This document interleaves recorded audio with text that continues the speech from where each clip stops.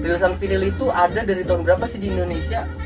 Wah, kalau awalnya itu gue nggak tahu secara detail, tapi yang emang setelah dari dulu. iya, tapi secara Thank you.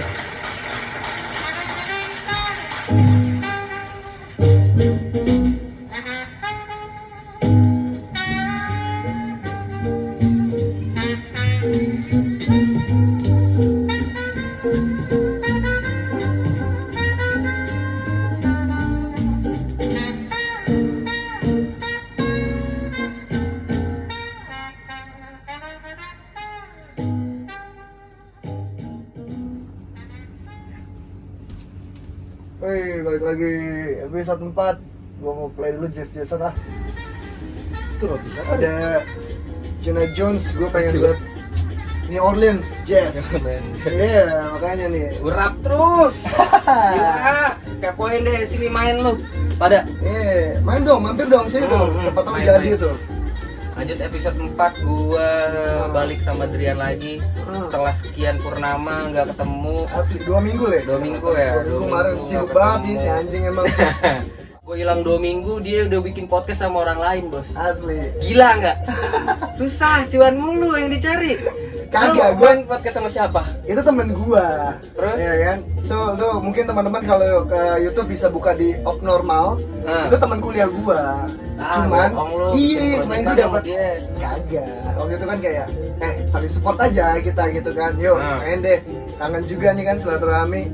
Di situ ya ngobrol-ngobrol musik juga sih, nggak jauh sih, ngebahas tentang pusat rehab tuh apa sih isinya gitu. Tapi kayaknya lebih banyak ke kehidupan kemarin lu bahas. Iya, gua dikulik banget tuh Apa kemarin. tuh? Dikulik apaan tuh? Ya biasa lah ya, latar belakang percintaan dan lain-lain sih ya. Ya, tapi duitnya banyak nggak? Ah, 12 juta. Anjing, disebut angka dong.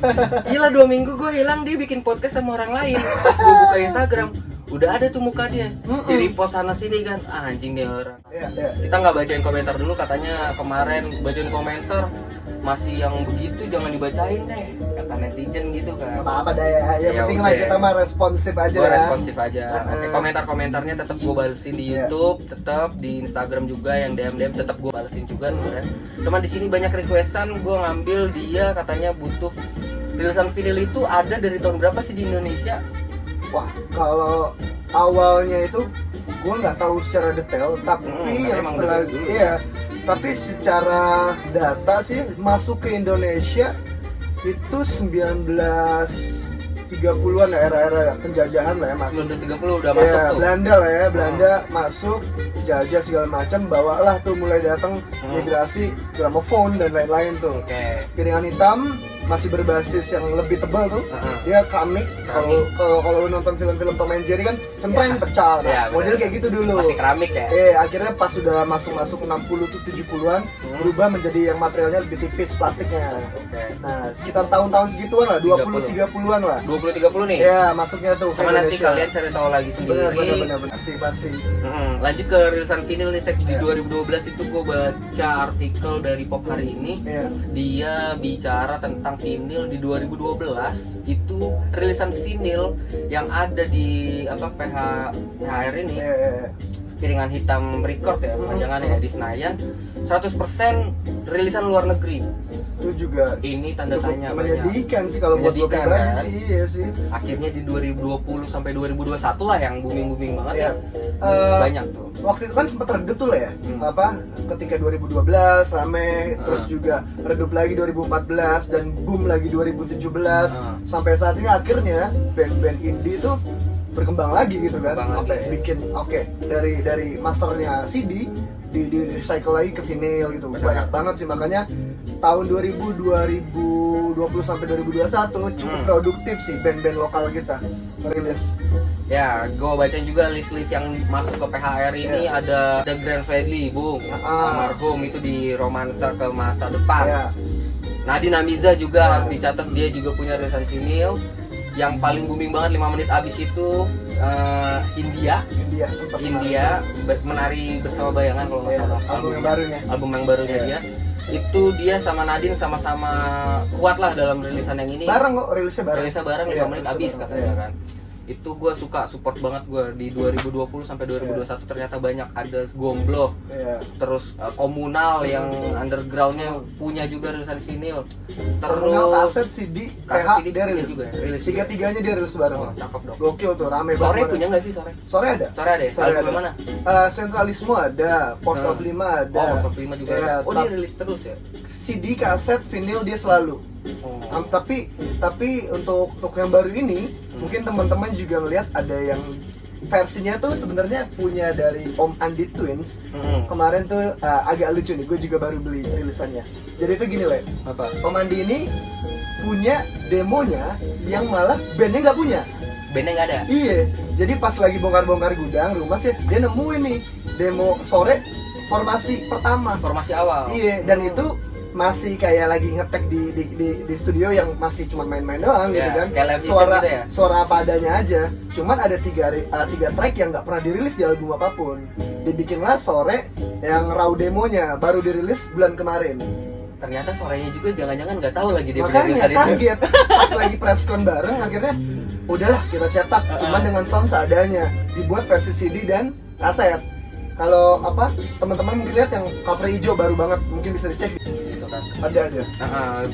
Hindia sore ternyata punya White Shoes juga menarik nih. Iya, Wedges juga. Dia baru rilis di 2020 ya. 2020 2021 2020 yang Iya. awal ya. Itu wow, lu lah yang ngerasain gimana susahnya cari rilisan yang itu tuh. Iya. Dengan bentuk fisik berebut yang sih, vinil. berebut banget sih, karena dia main per batch kemarin. Per batch ya. Iya. Gimana tuh? Jadi nggak distribusi skala besar.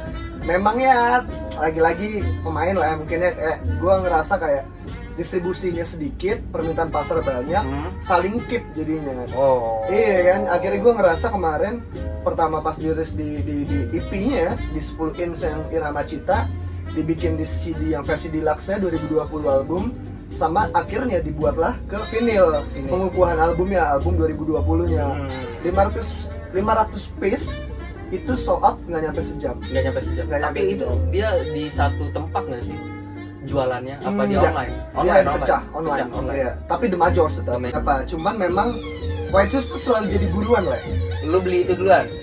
Jadi dulu tuh pas ya, semasa kuliah gitu kan kayak adalah top chart kayak 10 band yang mesti gue punya. Oke. Indie gitu kan. Nah, salah satunya kayak Sore, White Shoes dan lain-lain tuh. Nah, gue sampai ngeburu. Masuk Harga itu. berapa gue sikat deh. Dan waktu itu gue dapat pertama kali kaset. Type. Iya, kaset tape. Ada tuh. Ada gue punya. Coba Nih. boleh lihat nggak, teman-teman? Ini album yang cukup legend lah mungkin ya saat ini. Ini buruan teman-teman penggila rilisan fisik. Yang mana sih?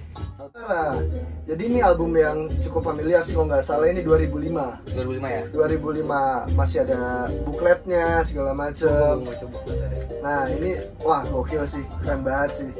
White Shoes. Musiknya juga seru-seru banget yang high density stereo cassette. Terima kasih kita langsung dapat dari Bung Alifnya langsung ya kan. Legalisir yang pertamanya tuh. Nothing to Fear, Tentang Cinta, Windu Devrina, Runaway Song, Sunday Memory Land, ada juga di sini Brother John, Senandung Maaf, Senja, Top Star ya, bisa dikepoin lah ini Itu banyak. enak-enak sih, itu enak-enak banget. Oke, kita langsung dengerin White Shoes yang rilisan vinilnya aja kali ya. Yang terbaru Yang terbaru 2020 ya. 2020. Irama Cita. Irama Cita.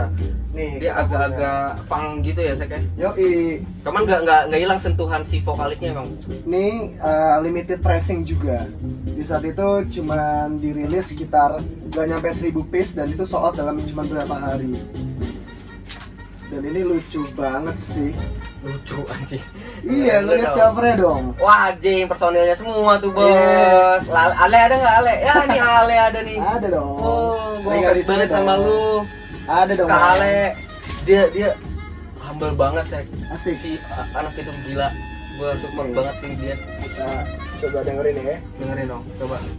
Coba dengerin. White Shoes. Citanya. Lu jangan kaget dengerin yang ini, tapi kayaknya udah pada denger juga sih.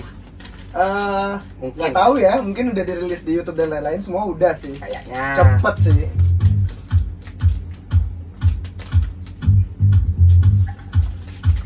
Lu dengerin.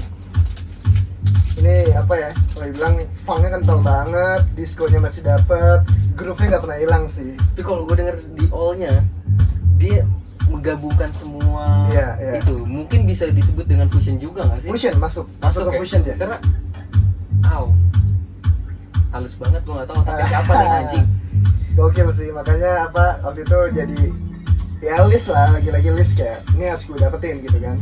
Tapi kalau misalkan ini juga keluh kesah yang gue rasain ya saat ini sebagai penikmat musik yang dalam bentuk rilisan fisik gitu.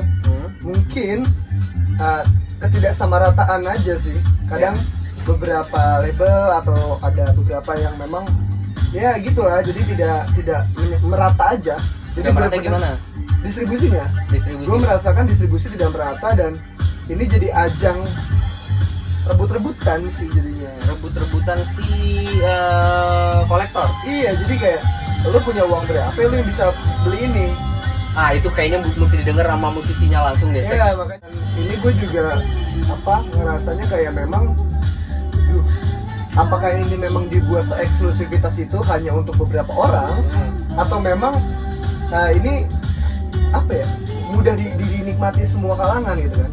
Tapi kan cuman kalau buat teman-teman yang hobi buat mengkoleksi kayak ngerasa anjir kok gue nggak pernah kedapatan, kok susah banget buat milikin tulisan ini, gue harus ngerogoh kocek lebih dalam, atau mungkin gue harus bisa beli sama juga reseller lagi. Jadi bukan beli ke store tapi udah belinya ekspor-free gitu. Gue lihat di pasar kayak contoh dia jual dengan harga rate masih di angka 300-400. Oke deh, orang jual di 500, nggak timpang. Cuman kadang yang menjadi dilema buat teman-teman yang kayak gue gitu, bulan ini dirilisnya cuma 500.000, bulan besok udah 1 juta. Nah itu kan udah permainan yang lain. Makanya kayak wah ini sulit banget. Memang sih di Indonesia sendiri tuh belum ada yang produksi piringan hitam. Lokananta masih, cuman kan lagi goyang juga kan karena memang sudah ketinggalan zaman orang bilang, dan akhirnya pendanaannya kurang.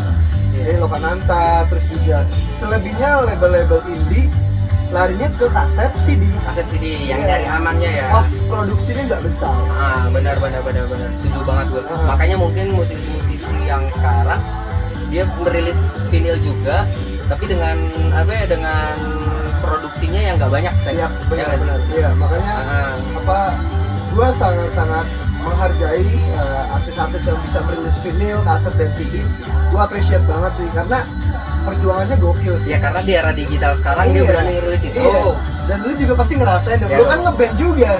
Cuman achievement-nya itu kan gede banget di situ. Punya fisik itu buat walaupun gak terkenal ya. Iya. Punya rilisan fisik dengan karya-karya lu sendiri itu gua sangat-sangat bangga dengan diri gua gitu. Betul. Lanjut ke White Shoes ya. Lu kalau dengerin White Shoes yang rilisan yang ini nih, jadi kayak balik di tahun 40-an tau. Nah, tuh. Gue ngerasain kayak denger kayak Billy Cobham Faris RM versi muda nih gitu, seger banget nih gitu kan. Dan ternyata benar produsernya juga Faris RM, sempat collab juga produsernya. Tapi gue menyayangkan banget ketika punya yang ini kita belum pernah nonton live yang off air. Ya, efek pandemi sih ya, yang itu gue sangat menyayangkan. Semoga cepet berlalu covid ini, bisa nonton konser lagi dengan offline gitu kan. Terus juga kita bisa berkumpul sama teman-teman. Pasti kalian juga punya yang namanya circle yang dimana kalau lu nonton konser pasti sama dia orang. Ya nggak sih? Pasti banget. Kalau lu tahu itu lu komen di bawah. Zaman SMA gitu kan. Pasti. Flyer muncul nih, jebret. Broadcast. Tiket 25.000 nih. Iya kan? Datang gitu. Tapi kan? Emang temen yang itu kita nongkrong ketika lagi ada konser-konser tertentu aja. Nggak yang tiap hari nggak. Pasti ada tuh teman-teman. Tapi lu terakhir nonton siapa? Gigs gua terakhir di era pandemi gua nonton gigs sih. Artis-artis lokal lah, kayak Bekasi punya Human Animal, Om Leo pun ada di situ waktu itu. Itu juga kapasitasnya nggak penuh, dia gigs di kafe-kafe gitu doang. Ya itu terakhir gua nonton gigs. Habis itu gua nggak nonton lagi, belum ada lagi. Kangen gak sih? Kangen banget. Kangen sih. Oke, kalau acara gede gua terakhir nonton Musikologi. Itu di Senayan 2019. Yang sempat ada case. Lanjutnya udah susah tuh waktunya.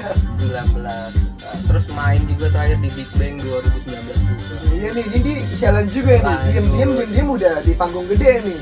Iya itu terakhir gue manggung 2019 terus yang offline udah nggak dapat lagi kan. Job online gue nggak pernah sikat online. Karena online ini gue mendingan lebih ke apa ya namanya ngulik lagu gue lagi, recording lagi, ngetek lagi, rilis lagi udah gitu. Soalnya, apa ya kalau gue saat ini juga ngerasa kayak emang musik tuh jadi obat penenang saat ini sih. Iya. Ketika kepanikan melanda gitu. Jadi kenapa gue sangat-sangat suka berburu musik ya? Karena kan ada juga yang bilang ngapain sih lo beli gini-ginian, emang masih bisa diputer kan? Kayak gitu-gitu kan jadi pertanyaan buat orang-orang yang pada umumnya karena ada Spotify, YouTube dan lain-lain. Iya.